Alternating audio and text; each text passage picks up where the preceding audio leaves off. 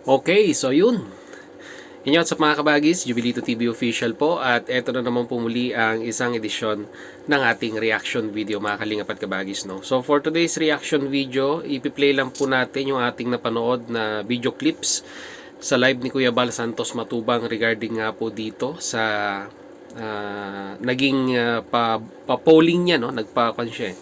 Nagpa-boto siya sa kanyang live kung sang-ayon po ba ang mga netizens na ito pong si Beyonce kung bibigyan ng pagkakataon or ika ngay magbago ang kanyang isip na bumalik sa kalingap, ay ano po ba yung pulso ng netizens mga kalingap at kabagis, at ano yung nakikitang paraan ni Kuya Bal Santos Matubang para manumbalik yung ika ngay tiwala, no, at pagmamahal ng kalingap netizens sa kanya. Ano yung mga posible niyang pwedeng gawin, and at the same time ay yung nga po, no, ito po ba ay gagawin niya sa mga taong kanyang nasaktan, or ito po ay gagawin niya in public mga kalingap at kabagis, no. Nandun po lahat sa video clips na ipi-play natin, no.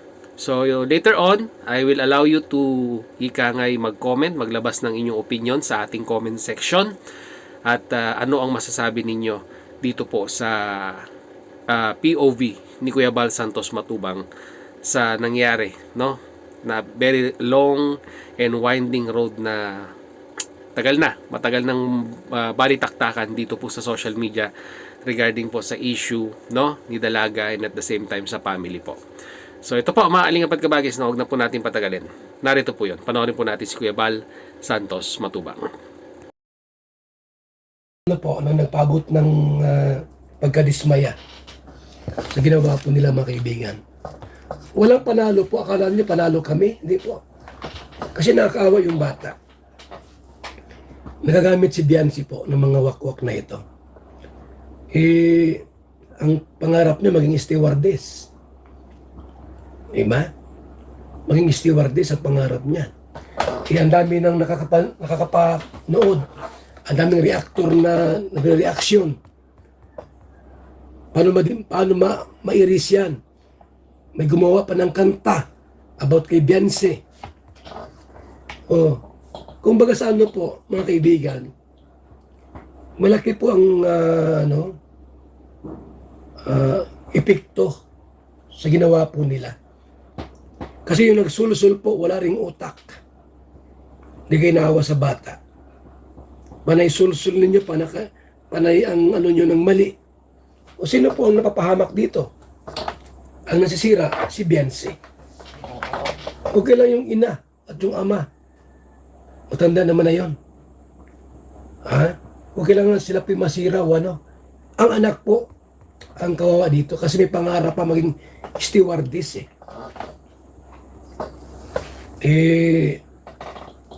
marami na po kahit saan pumunta yan, kahit Manila or Naga, kung saan dyan, ano ito, nationwide, siguro kung magpa-India siya, tumira sa India, China, pwede pa. Pero pag sa Pilipinas siya po mag-stay, kahit saan sa Pilipinas, ang Kalinga po alam na Alam na si Kuya Bal, alam na si Kalinga Prab. Tapos alam na si Tulpo. Kumbaga sa ano po, malaki ang nangyaring epekto sa kanila. Kaya sana yung mga nagsulsul dito bahala kayo sa buhay ninyo. Kung may karamang dumating, bahala na kayo sa buhay ninyo. Kawawa si Beyonce po, sa totoo lang, mga kaibigan.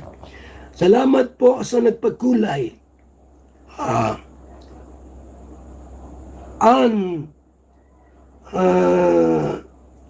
Terose. Thank you po. Kay Ann. Mabuhay po kayo.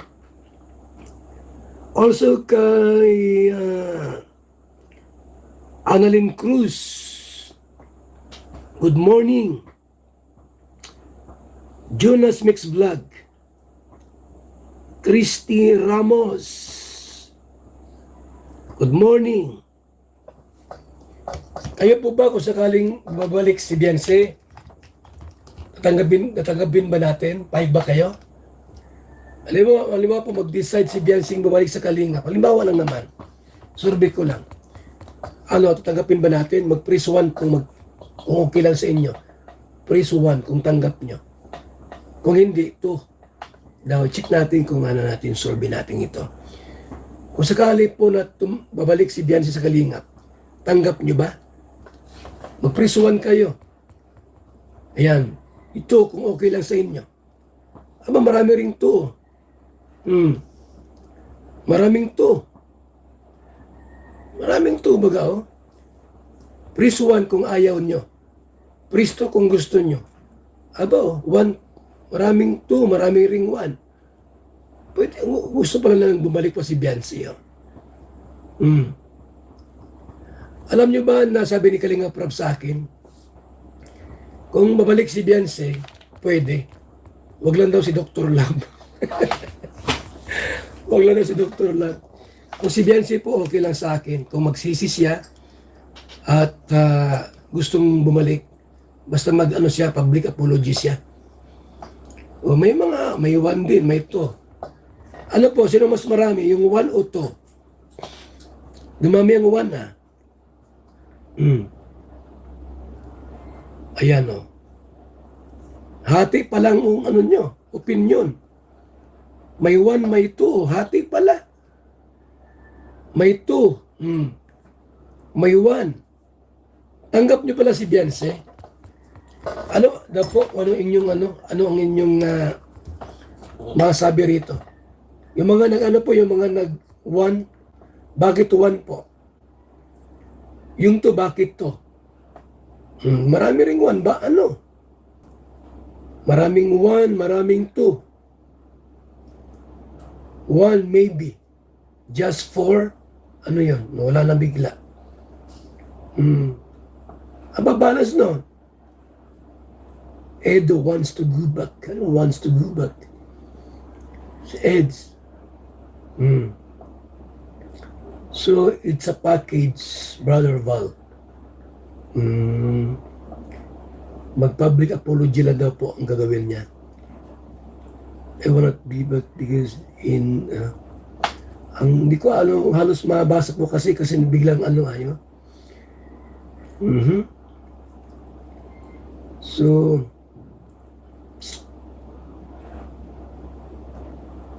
alam niyo pagka once na bumalik yan, mag-iingat na yan, doble ingat na po yan. Kasi yung nangyari, din na po mangyari maulit pa yun. Yung mga bumabalik po sa Kalingap, nag-iingat din mo si Federico Santos. Ingat siya sa content niya na hindi niya masagasahan ng Kalingap. Yun ang benefits naman doon. Nag-iingat na po yan. Alam mo, may nagkamali minsan, tapos bumalik, tinanggap uli. Mag-iingat na po yan. Sa lahat ng galaw niya, lahat ng kilos, lahat ng sasabihin niya at pakikisamahan. Mag-iingat na po yan. Totoo yun mga kaibigan. Na yung tao po nagkamali, tapos nagsisi, babalik sa Kalingap, nag-iingat na po yan na huwag na siyang muling magkamali. Marahil yun ang mangyari kay Biancy. Kung sakali pong makapag-isip-isip, tapos babalik sa Kalingap, tinanggap ni Kalingap Prab, marahil po, mga kaibigan, na si Biancy po ay maging dobling loyal sa Kalingap. Kasi kung ganyan po, muli kang tinanggap, siyempre ingatan mo na sarili mo. Hindi ko alam kung babalik pa siya. Siyempre, kahit ikaw naman po, kung ikaw si Biancy, talagang mag-aalangan ka rin. Kasi may mga bastos talaga yan. Kung gusto niya pong maging okay ang buhay niya po, siya, public apology siya. Na mawala yung mga nanguhusga sa kanya ngayon, yun ang dapat siyang gawin mga kaibigan. Public apology siya. Para yung mga bashers niya po, kahit paano po ay mabawasan. Yun ang dapat niyang gawin po. Public apology.